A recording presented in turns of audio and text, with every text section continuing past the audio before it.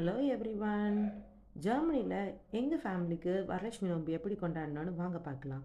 வரலட்சுமி நோன்புக்கு சாமிக்கு படைக்கிறதுக்கு உளுந்த வடையும் பால் பாயசமும் பண்ணேன். கொஞ்சம் தான் அப்படிங்கிறதுனால மிக்சியிலேயே உளுந்து அரைச்சி எடுத்துக்கிட்டேன். கிறிஸ்பியாக இந்த பக்கம் வடையை போட்டு எடுத்துகிட்டு அந்த பக்கம் பால் பாயாசத்தையும் ரெடி பண்ணி வச்சுட்டேன். ரெடி பண்ணிவிட்டு என் பையனையும் ரெடி பண்ணி நாங்கள் எல்லோரும் சேர்ந்து சாமி கும்பிட கிளம்பிட்டோம். பாருங்கள், சூப்பராக ரெடியாகி வந்துட்டான். சாமிக்கு உளுந்த வடை பால் பாயசம்லாம் வச்சு விளக்கு பொருத்தி எல்லோரும் நல்லா இருக்கணும் சாமி அப்படின்னு சாமி கும்பிட்டுட்டு ரொம்ப ஜாலியாக என்ஜாய் பண்ணோம். உளுந்த வடையும் பால் பாயசமும் கூட சூப்பராக இருந்துச்சு. அப்புறம் எங்கள் அப்பார்ட்மெண்ட்லேயே இங்கே இந்தியன் ஃப்ரெண்ட்ஸ் கொஞ்சம் பேர் இருக்காங்க.